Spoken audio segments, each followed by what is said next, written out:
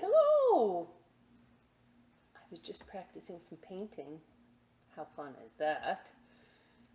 One of our people we're going to read about today, she painted. She also was a specialist with animals like reptiles. Had a little moment there. Oh, God! I didn't know that snake was there. Wasn't there when I got dressed this morning. Yes, I put it there. It's just a fake one because I wouldn't have a real one on my shoulder. I just wouldn't. But the person we're going to read about, her name was Joan Proctor, animal doctor. She loved reptiles. Loved them. Yep. But before we read that, there's a story we're going to look at first with these big guys. Dinosaurs. Still on the idea of doctors, because remember we're still talking about doctors or scientists, inventors. But anyway, you get my drift, right? So the first story is about dinosaurs going to doctors. How crazy is that? And then we're going to get into the Joan Proctor story. So the Joan Proctor story is a nonfiction story. Remember, that's the one that is real, true facts. And the first one we're going to do is fiction. All right, here we go. We'll put my palette away for now. The story bell came back today. I'm sure you've been missing that. Yeah, sure. Just a quiet one. So that's our reminder to find our spot. You all good? He's good too. Yeah, he's good. All right, might be a girl, I don't know. But anyway, you ready? Let's have some story time. So the first story today is a story from or by Jane Yolen and Mark Teague on how do dinosaurs get well soon. Got a little stuck there. And here's the dinosaur, and if you notice, his arms are crossed, like no way, no thank you.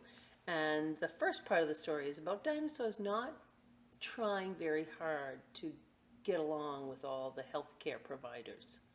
You'll see. And it's been taken out a lot, so it's a super popular book here at the library. Now the names of dinosaurs are on the pages. I'm going to give you the first one just to show you, but instead of embarrassing myself and playing around with all the names, well, I don't know if that would embarrass myself, but anyway, come get the book and play around with the pronunciations and learning about the different dinosaurs. What if a dinosaur catches the flu? Does he whimper and whine in between each hachoo? So here is maybe like a sister or something. And if you notice, here's one of the medical professionals, and here's like a mom, and she's got her hand on, hang on, here it goes, the Strachosaurus. She's got her hand on the Strachosaurus, saying like, don't be afraid, it'll be fine. You might feel that way at the doctor's. I do sometimes. Does he drop dirty tissues all over the floor? And here's the dad, right? And he's kind of like, boo, I'm sick. And he's dropping the tissues all over the place. And yeah, and there's his name, Gallimimus. All right, there's two. I think I might be done. Does he fling all his medicines out the door? Here's the medicines flying out the door. And here's the mom trying to make sure that plenty of fluids are going in. And like, no, I don't care. I'm sick. I'm going to do what I want. Right? By the way, he looks very big for this bed, just to say.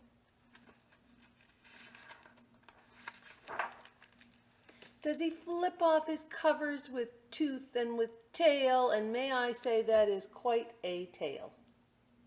Look at that. That would knock you right down. And if you notice in the pictures when we show you, it's a coloring book and it says Coloring Dinosaurs. That's so funny. So we've got a dad here and a cat under the bed, and you know, again, not caring about what's going on in them, but just making a mess. And the dad's got his hands on his hips like, come on now, help out.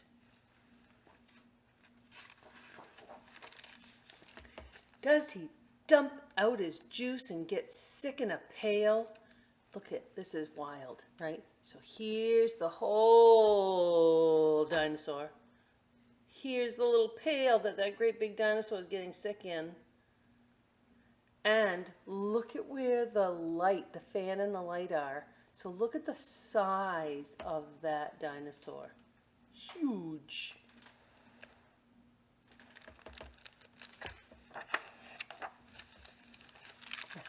This is my favorite. Does a dinosaur wail? Look, he's like, oh, woe is me. He's very, very sad. And the mom's up there trying to bring fresh towels and blankets, and he's just really having quite a bad time. Beautiful colors, by the way. What if a dinosaur goes to the dock? Does he drag all his feet till his mom is in shock? No, right? They're off, well, they're partway off the elevator, right? His tail is still there. And first I thought it was I was going to say one of the triceratops, but one of the, oh boy, he's got all kinds of horns, so it's not tri, it's all kinds. And here's the mom pulling and pulling to get it into the doctor's office. Again, see, the arms across, like, no way, you're not going to get my temperature, no thank you. Does he hold his mouth closed when he's told, open wide? Notice, she has to have a ladder.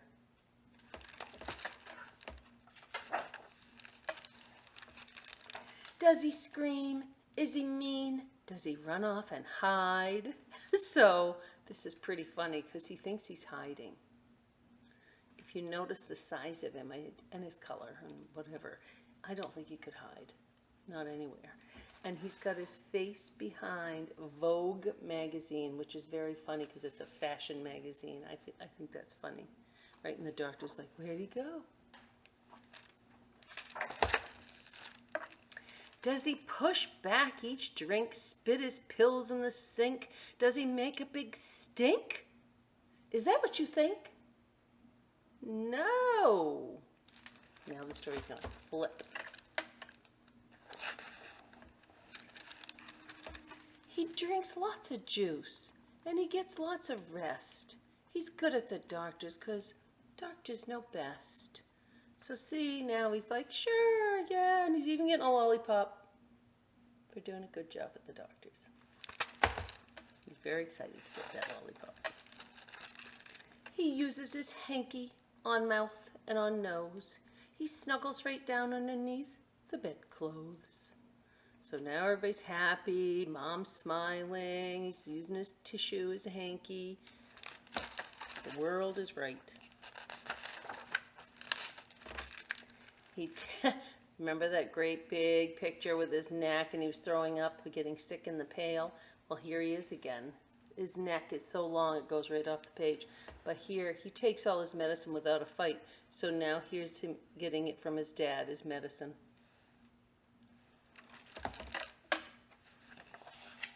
Diplodocus. He closes his eyes. He whispers, good night. Then Mama and Papa tiptoe out the door.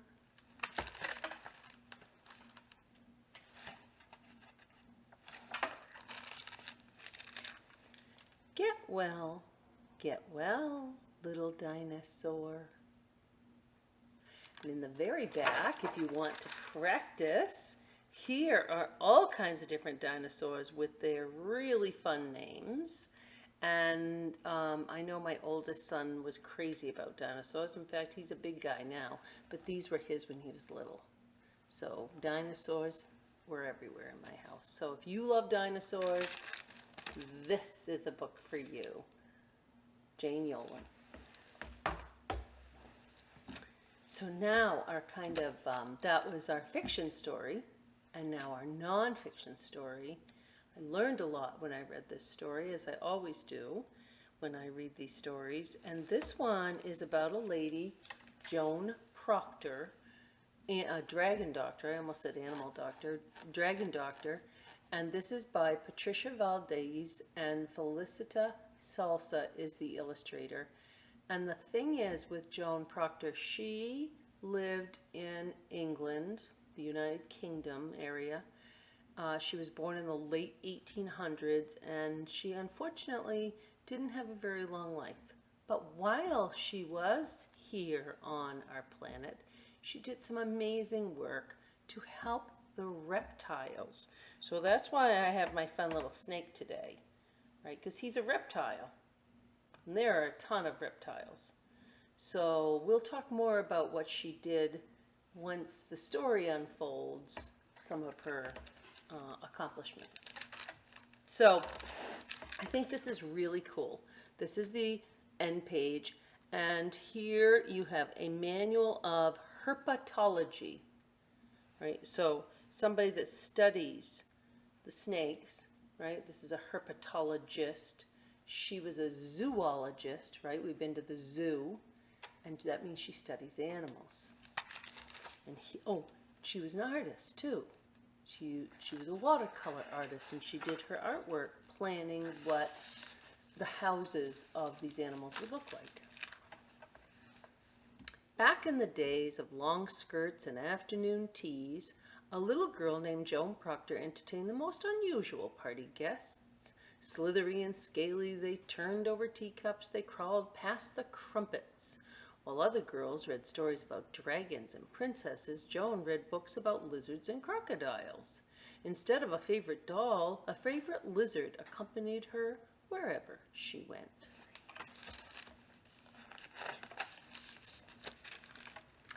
Each day after school, Joan retreated into her bedroom where she studied lizards, snakes, and turtles. She took careful notes, just like a scientist. And on the days Joan was too sick to attend school, Tiny Toes and Eager Eyes cheered her up. The reptiles were quiet and watchful, just like Joan. See, she's already starting to do her drawings.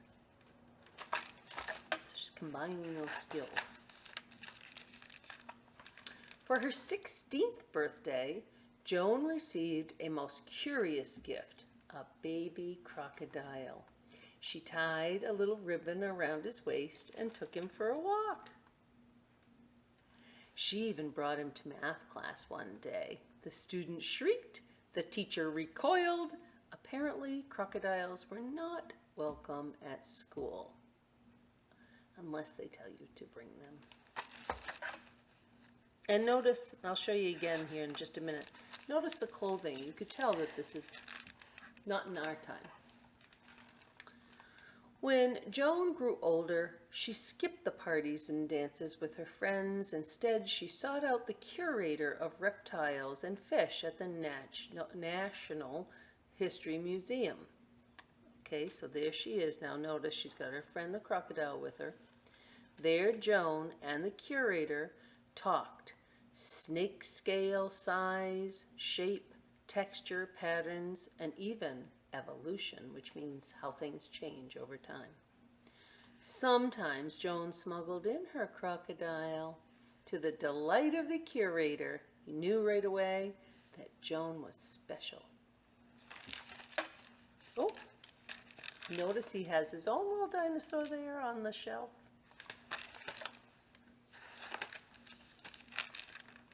See the difference, the color, right? You know it's darker here. But soon these carefree days came to an end. England was at war, World War I. Women took up jobs left behind by men. The curator found himself short-staffed at the museum, so he hired Joan as his assistant. Here she is. She is very happy. She's a grown lady at this point. She's got all the reptiles around her, and she is just smiling a big smile. Joan flourished at the Natural History Museum. As a scientist, she surveyed the museum's vast collections and published research papers on pit vipers, and pancake tortoises. As an artist, she created exquisite models and drawings for the reptile exhibits. When the curator retired, Joan took over. Men returning home from war were surprised to find a woman in charge, but times were changing, and Joan was leading the way.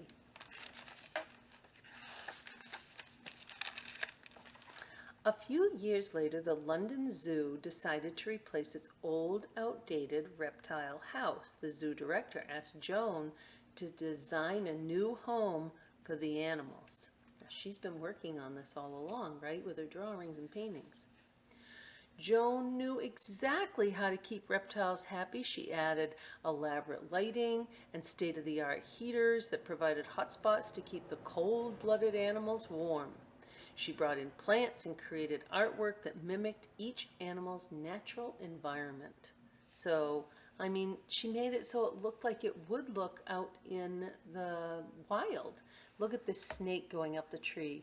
Isn't that cool? Wrapped right around, and the lizard and the crocodile over here. Joan took extra care designing one enclosure in particular. By this time, stories had emerged of a fierce man-eating lizard with a long forked tongue living on a faraway Indonesian island of Komodo. It was rumored to be 30 feet long, faster than a motor car, stronger than an ox, and they called it the Komodo dragon. The stories didn't frighten Joan. She dreamed of studying the dragons up close. On opening day of the new reptile house, visitors packed the zoo. They gawked at the geckos, they peered at the pythons, and they marveled at the minotaurs. Beautiful patterns on these animals. The artwork's gorgeous.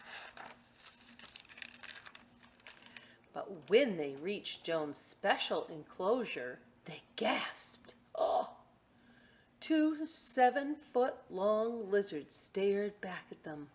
Real-life dragons. So these are the Komodo dragons that are now at the zoo to be looked at.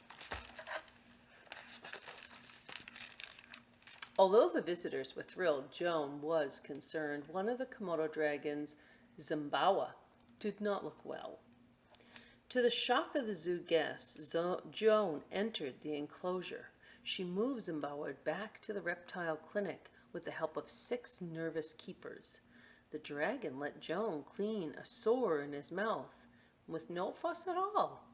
In fact, he thanked Joan by licking her face.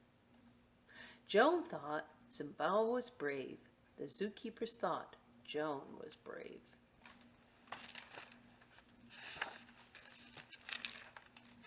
News of Joan and the Komodo dragon spread. Reporters flocked to the reptile house with questions. Had she ever been bitten? Was she afraid of the dragons? What kind of woman runs a reptile house? Joan wished the reporters would ask her about the animals instead. And here's where I wanted to make mention. See, now we're in the 1920s, right? Now, like 100 years ago. Wow. And see how their clothing is definitely different than today's.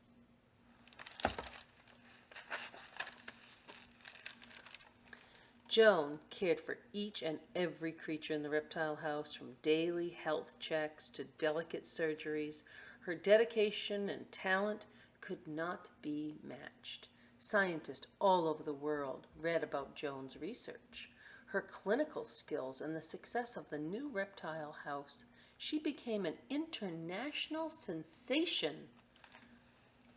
I love the little lizard on her head. That one makes me smile, and it's making Joan smile.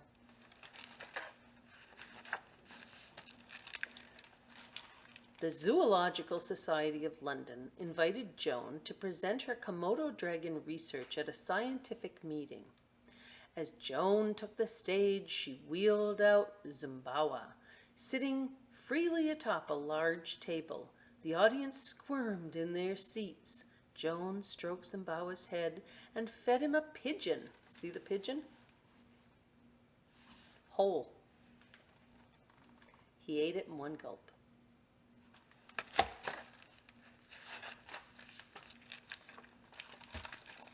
Zimbawa wandered through the audience as Joan explained that the reports of Komodo dragons were greatly exaggerated. They could grow up to 10 feet, not 30.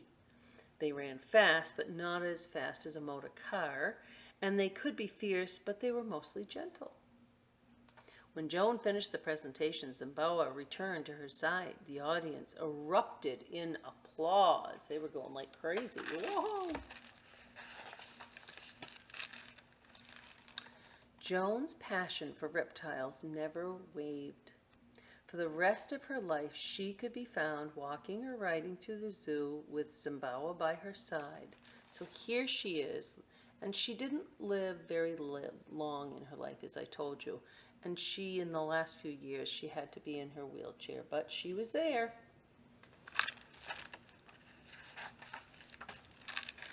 And just like that, when she was a little girl, Joan often hosted children's tea parties at the reptile house with her scaly friends. Zimbawa was the guest of honor. And then this last page, which if you really are super interested in this book, you'd have somebody probably read this to you. And this talks about her life. And there she is as a little girl, right? Long time ago. Here she is grown.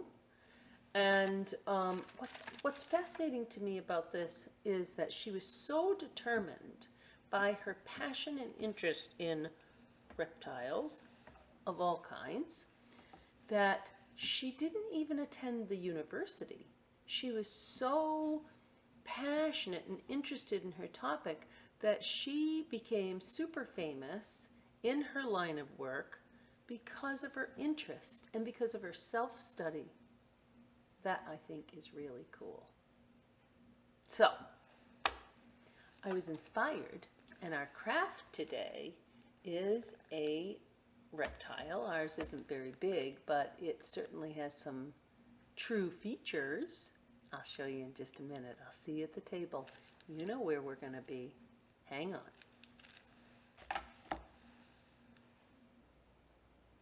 A crafting we will go, my friends, and here we are at the pretty little blue table in Belgrade Library.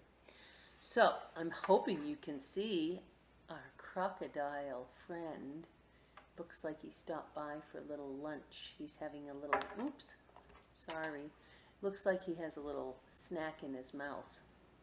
But I'm going to show you how to make this little friend of ours. And by the by, I learned through reading, just to say, that I know this is a crocodile instead of an alligator because crocodiles are this greenish color where their cousins, the alligators, are more like a tan, brown, gray type color. So, learning is the key to life. There's that. All right, so I took the liberty of already creating the mouthpiece. Okay, because